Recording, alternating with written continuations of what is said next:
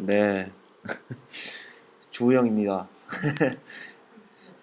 아, 제가 다들 앞에서 크리스마스 주제 이야기하시고 뭔가 분위기가 되게 따뜻하고 즐거운데 갑자기 딱딱한 거 하게 돼서 되게 위압감이 있네요. 저번 주간 세미나 때 저희 팀의 훈미님이 자바스크립트의 테스트 더블인 시농 JS를 잠깐 소개했었는데요. 이제 소개받고 제가 계속 한번 써봤는데 생각보다 되게 기능들이 좋고 멋지더라고요. 그래서 여러분께 오늘은 신홍JS의 구체적인 내용을 조금 더 전해드리고자 파트 2를 준비했습니다. 근데 원래는 전통적인 테스트 더블의 개념이랑 자바스크립트 신홍JS의 개념이 무엇이 어떻게 다른가가 핵심 주제였는데요. 제가 어제 술도 먹고 해서 준비를 다 못했어요. 그래서 어떻게 보면 신홍JS를 다시 복습하는 세미나가 될 것 같아요. 그렇지만 여러분들이 저번에 한번 소개 받으셔서 다 알고 계시겠지만 그래도 끝까지 한번 들어주시길 바랍니다. 네. 그 라이브러리를 선택할 때 가장 신경 쓰이는 점 중에 하나가 믿을 만한 것이냐 이잖아요. 혹시 중간에 버전업이 중단되지는 않을지, 그리고 시장에서 뒤처지진 않을지, 즉각적인 버그 대응을 잘 해주는지, 그리고 기술적으로 이게 좀 중요한데 기술적으로 신뢰할 만한 것인지 여러 가지 걱정이 앞서게 되죠. 기더브에는 스타라는 수치가 있는데요. 페이스북의 좋아요랑 비슷한 것입니다. 이제 보통 자기에게 유용했거나 관리가 잘 되고 있는 라이브러리에 부여를 해요. 300개에서 400개 이상이면 어느 정도 믿고 써도 된다고 판단해도 무방합니다. jQuery 플러그인은 대개 jQuery 플러그인들 있잖아요. 저희가 쓰는 여러 가지 플러그인들은 대개 100개 이상을 못 넘기는 경우가 허다하고요. jQuery 같은 필수 라이브러리들은 보시는 바와 같이 2만 개 이상, 언더스코어는 10,000개 이상의 스타를 보유하고 있어요. 그리고 하이 차트, 자바스크립트로 차트를 그릴 때 한 번씩 고려하시는 라이브러리 하이 차트는 1,400개, 그리고 템플릿 엔진, 인베디드 자바스크립트라고 하는 템플릿 엔진은 1,200개 정도의 스타를 받고 있는데 이 신홍은 1,200개 정도의 스타를 보유하고 있습니다.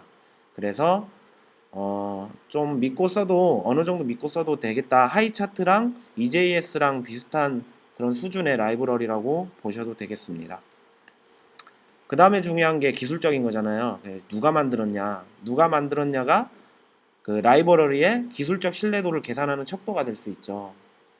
그래서 조사를 해봤는데요. 크리스티앙 조한센이라는 노르웨이 출신의 개발자가 만들었어요. 정보과학과 수학 그리고 디지털 신호 처리를 전공했고요. 노르웨이의 최고 IT 기업들의 고문으로 활동하고 있대요. 프론트엔드 전문 기술자라고 합니다. 프론트엔드 기술 전문가라고 하고요. 이 사람은 이 책을 썼어요. 테스트 드라이브 자바스크립트 디벨로먼트라는 책을 썼고 총 이제 4챕터로 분류된 책이고요. 자료를 좀 이제 평가를 좀 더 찾아봤거든요. 그러니까 되게 재밌다라는 평이 지배적이었어요. 재밌다라고 하고 뭐 꽤 잘 쓴 것 같아요. 영어 되시는 분은 시간 투자해서 읽어보시면 될 것 같고 한국은 내년에 번역돼서 출판된다고 합니다. 자, 언덕 너머에 뭐가 있을까요? 저도 모르겠어요. 어쨌든 이제 어느 정도 신뢰할 만한 라이브를 알았으니까 마음 푹 놓고 한번 알아보면 되겠습니다. 본격적으로 신홍을 보기 전에 하나 알아둬야 할 것은 신홍 JS는 자바스크립트의 여러 가지 문제를 위해서 발전해 왔기 때문에 전통적인 테스트 더블 객체 정의랑 신홍이 말하는 테스트 더블 객체 정의는 미세하게 다를 수 있어요. 전통적인 테스트 더블의 정의를 제가 간단히 소개하고 그 다음에 신홍 JS의 테스트 더블을 소개하고 코드를 보는 식으로 제가 소개를 해드릴 겁니다. 여러분은 어떤 점이 전통적인 정통적인 거랑 다른 건지 한번 보시면 되고요. 원래 제가 어떤 점이 다른 건지 설명을 해드려야 되겠지만 여러분들이 판단하시는 게 재밌을 것 같아요. 네. 그러면 테스트 더블은 무엇이냐? 그거 먼저 알아야 되잖아요. 일단 테스트 더블의 목적은 테스트하기 어려운 컴포넌트의 역할을 대체할 만한 기능을 가진 객체를 사용해서 테스트하기 쉽게 하는 데 있고요. 테스트 더블이라는 이름은 우리나라에서 흔히 스턴트맨이라고 부르는 스턴트 대역을 뜻하는 스턴트 더블에서 유래됐습니다. 이런 거는 다 저번에 혼미님이 설명해 주셨던 거죠. 그래서 스턴트맨이 무슨 일을 하는지 생각해 보세요. 그러면 일반 배우가 하기 힘든 액션 같은 거를 대신해 주잖아요. 위험하고 이런 거. 테스트 더블도 이 유래에 빗대어 생각해 보면 알 수 있어요. 바로 테스트 대역이니까 스턴트맨처럼 테스트 구현 시 어떤 문제를 가진 부분을 대신해 주는 역할을 해주는 거죠. 테스트 더블은 이제 저번에 뭐 더미라는 것도 있었지만 일단 여기선 뺐어요. 제가 신홍이 제공해 주는 걸 위주로 설명해 드리고 싶어서. 그래서 스파이, 스톱, 몹, 그리고 페이크 오브젝트 등이 있고요. 이들의 역할은 각각 달라요. 때문에 상황에 따라 적절히 사용을 해야 합니다. 그러니까 선대 개발자들이 이들을 어디에 어떻게 사용하기로 정한 거죠. 약속을 했기 때문에 그 약속에 맞추셔야 협업할 때 코드에서 나타나는 커뮤니케이션이 오염되지 않겠죠. 그래서 신홍.js는 주로 테스트 대상이 의존하는 모듈과 자원의 대역 용도로 사용을 하고요. 특정 프레임워크를 의존하고 있지 않아서요. 여러 테스트 프레임워크랑 같이 사용할 수 있습니다. 여기서 재밌는 건 신홍은 트로이 전쟁에서 활약한 스파이의 이름에서 유래를 했다고 합니다. 뭐 스파이 객체가 있어서 그런지 모르겠지만 이름 지을 때 꽤나 고민한 것 같아요. 네. 전통적인 스톱을 한번 볼게요. 이제 아직 개발되지 않은 클래스나 메소드가 처리 후 리턴해야 하는 값을 전달해주는 역할을 한다고 합니다. 그리고 대부분 그 값은 하드코딩으로 구현을 하고요. 그래서 신홍은 어떤 함수의 동작을 변경하거나 예외를 발생시킬 수 있고요. 이때 어떤 함수의 예외를 발생시킬 때도 사용을 한다고 해요. 보통 어떤 기능을 테스트하기 위해서 필요한 함수의 대역으로 사용을 하고요. 익명 함수로도 생성할 수 있고 기존 함수를 덮었을 수도 있어요. 원래의 목적은 전통적인 거랑 비슷하잖아요. 비슷한데 약간 사용 방법이 자바스크립트에 좀 맞게 맞춰져 있는 걸 알 수 있어요. 익명 함수로 사용하는 코드인데요. 보면은 세 개의 그 테스트가 일어날 것이다 라고 지금 적어놨고, 이 Q유닛에서 이 3으로 정의해 줬는데 만약에 뭐 테스트가 3개 이상 되지 않으면 그 테스트는 실패하는 거거든요. 이 구문은. 그래서 스톱이라는 객체를 만들고 이 객체에 40이라는 전달인자가 들어오면 1을 리턴해 준다. 그리고 1이라는 전달인자가 들어오면 에러를 낸다 라는 어떤 함수를 만든 거예요. 그래서 여기서 스톱이라고 해서 1이라고 딱 넣었어요. 그러면은 에러가 발생하니까 당연히 캐치문이 실행되겠죠. 그래서 오케이. 그리고 여기 아무것도 안 넣으면 undefined이 리턴 되겠고요. 그 다음에 40이라고 넣으면 1이 리턴 됩니다. 이런 식으로 사용을 하는 거고요. 그 다음에 오버라이드 방식인데 보시면 토크 프로토타입 객체에 그리팅이라는 함수가 있나 봐요. 여기서는 안 보여줘도 상관이 없어요. 왜냐면 그 스톱을 이용해서 이걸 덮었을 거기 때문에 그렇습니다. 그래서 이 토크라는 프로토타입 객체에 그리팅이라는 함수를 덮어쓴 스톱을 만들었고요. 그 다음에 토크라는 객체를 만들어서 인스턴스 토크를 만들었어요. 그리고 이 스톱에 헬로가 들어오면 true를 리턴하고 애플이 들어오면 애플이라는 전달인자를 넘기면 펄스를 리턴하라고 했고요. 그리고 토크라는 객체, 이 객체를 사용했잖아요. 여기에 그리팅에 헬로우를 넣으면 true가 떨어지고 애플이 넣으면 펄스가 떨어지는 걸 알 수가 있습니다. 덮어써서 그 객체를 테스트하는 거고요. 그리고 이거를 맨 마지막에 리스토어 해주셔서 원래의 객체 상태로 돌려줄 수 있는 기능도 제공을 하고 있어요. 이게 스톱의 사용 방법입니다. 그 다음에 스파이를 볼게요. 스톱과는 비슷한데 스톱과 비슷하다는 거는 스파이가 스톱의 기능을 가지고 있다라는 뜻으로 저는 봤어요. 전통적인 스파이의 정의에서 어떤 작업을 수행했는지 이력을 남긴다는 점만 다르대요.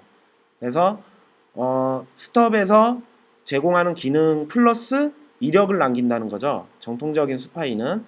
다시 말해서 스톱과 같은 역할을 하는 척 하지만 이름 그대로 스파이 같은 짓도 같이 해주는 그런 객체라고 볼 수 있어요. 근데 신홍의 스파이는 이제 그 기록만 할 수 있는 거예요. 특정 함수의 동작을 변경할 수가 없습니다. 그래서 정통적인 스파이의 정의랑 약간 다른 걸 알 수가 있죠. 이것도 마찬가지로 익명 함수로 생성할 수 있고 기존 함수를 랩핑할 수도 있어요. 하나의 예제를 준비했는데 AJAX라는 jQuery라는 객체의 프로퍼티, 그러니까 메서드, 객체의 메서드로 AJAX라는 함수를 가져왔어요. 덮어 썼어요. 스파이라는 걸로 덮어 쓰고요. 그 다음에 이걸 콜하니까 얘가 콜 됐다고 값을 가지고 있게 되는 거예요. 그래서 스파이의 API들이 굉장히 많거든요. 그래서 이 함수를 어떻게 호출했고 어떻게 변경했고 뭐 이런 것들까지 얘가 기록을 다 남기고 그거에 대해서 테스트를 할 수 있는 겁니다. 목을 볼게요. 스톱, 스파이를 통합해 놓은 것과 비슷하대요. 하지만 목은 보통 라이브러리를 사용해서 동적으로 데이터 처리를 해줄 부분을 생성한다는 점이 다르대요. 무슨 말인지 아시겠죠? 네. 그리고 신홍 목을 보면요. 마찬가지로 스톱과 스파이랑 비슷하고요. 그리고 다른 점은 메서드의 행동과 수행 결과의 값을 미리 설정하고 설정한 기대치대로 메서드가 실행되었는지 검증하는 기능이 있대요. 기능 비슷하지만 이런 기능이 있는 거죠. 만약 예상한 결과가 다르다면 테스트는 실패하게 된다고 합니다. 코드 잠깐 보시면 목이라는 게 있고요. 목을 만들었어요. 그래서 이게 이제 검증을 하는 거예요. 트위스가 2번 호출돼야 된다는 뜻이거든요. 그래서 이 함수는 이 토크 객체의 그리팅이라는 함수는 2번 호출돼야 된다 라고 정의를 해놨고요. 그 다음에 2번 호출한 다음에 하면 true가 떨어지는 그런 걸 검증할 수 있는 거죠. 이것도 마찬가지로 리스토어를 해주면 돌릴 수 있어요. 자, 페이크를 볼게요. 전통적인 데는 테스트에 직접적 연관은 없지만 테스트가 하고자 하는 시스템과 연계되는 시스템이 너무 느리거나 데이터베이스가 아직 구성되지 않은 경우에 실존하는 것처럼 처리하는 부분을 말한대요. 너무 느린 부분, 그러니까 테스트할 때 너무 느린 그 시스템을 대체하는 페이크, 그리고 데이터베이스가 구축되지 않아서 데이터베이스랑 커넥 되는 것처럼 어떤 코드를 작성해 주는 걸 페이크라고 하고요. 신홍도 이런 페이크랑 개념은 비슷해요. 원래 본질의 목적은 두 개 다 비슷합니다. 그리고 신홍은 지금 제가 대표적으로 페이크 타이머를 가지고 왔는데 페이크 타이머도 있고요. 여러 가지 있어요. 페이크 XHR 이런 것도 있고요. 페이크 타이머를 이용하면요. set timeout, clear timeout, set interval, clear interval과 같이 데이트 객체의 시간을 조작할 수 있대요. 마치 시간을 컨트롤할 수 있는 것처럼 작성이 가능하다고 합니다. 한번 예제를 볼게요. 보시면 여기 use fake timer라고 해서 어떤 페이크 타이머의 객체를 지금 클락이라고 만들었잖아요. 그리고 jQuery에 엘리먼트를 생성하고 애니메이션을 해줬어요. 1초 뒤에 이 엘리먼트 객체는 height가 200px, width가 200px라는 그런 값을 가져야 돼요. 그리고 우리가 직접 테스트를 하면은 어떤 시간을 돌릴 거잖아요. 근데 페이크 타이머를 이용하면 그냥 클락 틱 해서 1초 그냥 초반을 딱 이렇게 보낸 것처럼 저희가 시간을 조작하고요. 조작한 다음에 엘리먼트를 계산하니까 진짜 애니메이션이 끝났어요. 이렇게 사용을 할 수 있습니다. 이런 기능이고요. 그래서 어떤 테스트 할 때 어떤 문제가 있고 구현하기 어려운 부분을 만나게 되면 그걸 대체하는 대역을 사용해서 테스트를 쉽게 풀어가는 방법이 있다라는 정도만 아시면 되는데 이걸 근데 좀 깊게 사용하다 보면 자바스크립트에서 굳이 필요가 있나라고 생각이 들 때가 있어요. 솔직히 자바스크립트는 되게 자바처럼 강제되는 언어가 아니고 되게 유연한 언어이기 때문에 이런 페이크 객체라든가 스파이라든가 이거 굉장히 쉽게 구현할 수가 있거든요. 담아서 그냥 넣고 되게 쉽게 구현할 수가 있어서 하지만 매번 만약에 그런 코드들이 반복된다면 페이크를 작성하는 코드들이 반복된다면 신홍을 사용해서 중복 코드를 제거하는 방법도 꽤 좋은 방법이라고 생각을 하고 있습니다. 네, 제가 준비한 건 여기까지입니다. 감사합니다.